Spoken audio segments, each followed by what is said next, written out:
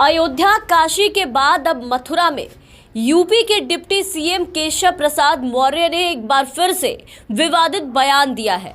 प्रयागराज में व्यापारियों के सम्मेलन को संबोधित करते हुए केशव प्रसाद मौर्य ने मुसलमानों के खिलाफ भर भर कर जहर उगला है।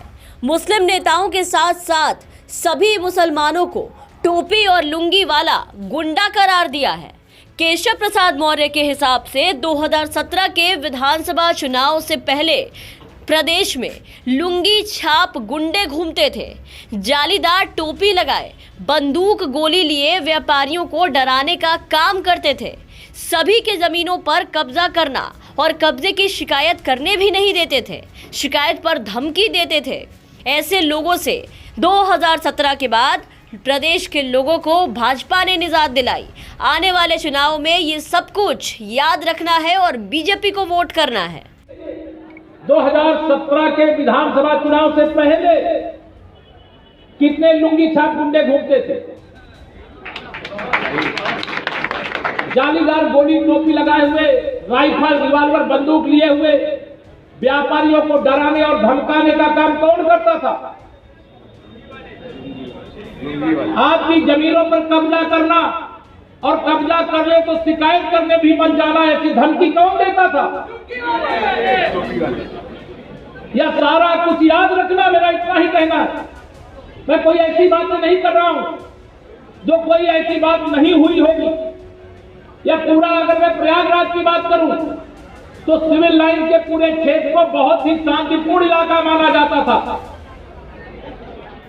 तो उत्तर प्रदेश के सियासत में तूफान खड़ा करने वाले योगी आदित्यनाथ के डिप्टी सीएम केशव प्रसाद मौर्य ने मुसलमानों के खिलाफ ये जहर उगला है और 2017 के विधानसभा चुनाव में पहले प्रदेश में लुंगी छाप गुंडों के घूमने की बात कही और लोगों को इसे याद रखने को भी कहा है। लेकिन केशव प्रसाद मौर्य जी ने 2017 के बाद जो प्रदेश में गमछे वाले गुंडों का आतंक कायम हुआ, उन गुंडों के बारे में लोगों को नहीं बताया, इन गुंडों का जिक्र मंच से नहीं किया।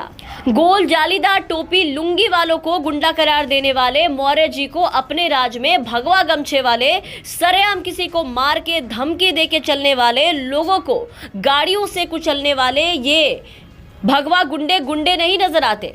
केशव मौर्य ने 2017 के बाद आए इन गुंडों और इनके गुंडा राज का जिक्र कहीं भी नहीं किया, क्योंकि इन्हें तो आतंकवादी और गुंडागर्दी बस लुंगी वालों और टोपी वालों की ही दिखती है और ये लोगों को याद रखने की बात बता रहे हैं। तो जनता ने तो सब कुछ याद रखा है, भगवा आतंक भी याद रखा है जिसने प्रदेश में लोगों का जीना हराम कर रखा है।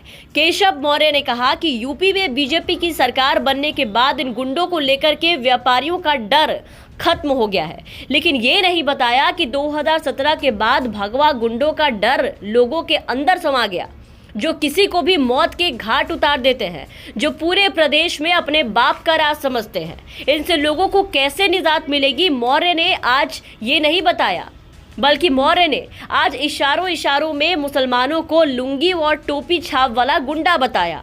लेकिन मस्जिदों को तोड़ने, हिंदू मुस्लिम की एकता खत्म करने और किसी जोड़े एक समुदाय को टारगेट करने वाले भगवा गमछे वाले को गुंडा नहीं बताया। केशव मौर्य का ये विवादित बयान सोशल मीडिया पर खूब वायरल हो रहा है और चुनाव के पहले बीजेपी की खूब किरकिरी करवा रहा है। एक तरफ जहां विधानसभा चुनाव से पहले भारतीय जनता पार्टी समाज के अलग अलग तबकों को रिझाने और अपने साथ जोड़ने की कवायद में जुट गई है, तो वहीं केशव प्रसाद मौर्य ऐसे बयान देकर बीजेपी से मुस्लिमों का वोट बैंक खत्म कर उसे तोड़ने में लगे हैं। केशव ने 2 दिन पहले ही मथुरा में कृष्ण मंदिर निर्माण की तैयारी पर ट्वीट करते हुए सियासी माहौल को गरमा दिया था। उत्तर प्रदेश में अगले साल यानी 2022 में विधानसभा चुनाव होने हैं। ऐसे में बीजेपी के नेता अपने अपने तरीके से जनता के वोट बैंक को साधने में लगे हैं और केशव प्रसाद मौर्य उसे तोड़ने में लगे हैं। तभी केशव प्रसाद मौर्य की इज्जत बीजेपी में ऐसी है, बीजेपी ने केशव प्रसाद मौर्य को उप मुख्यमंत्री तो बना दिया, लेकिन मौर्य बस नाम के उप मुख्यमंत्री बनकर रह गए हैं। इनकी पार्टी में एक नहीं चलती। खैर, केशव प्रसाद मौर्य का मुसलमानों के खिलाफ ये विवादित बयान आने वाले उत्तर प्रदेश विधानसभा चुनाव में बीजेपी के लिए काफी नुकसान साबित हो सकता है। मौर्य की इस बयान से बीजेपी के खाते से मुसलमानों का वोट बैंक खिसक सकता है। Bureau report, the VPN TV.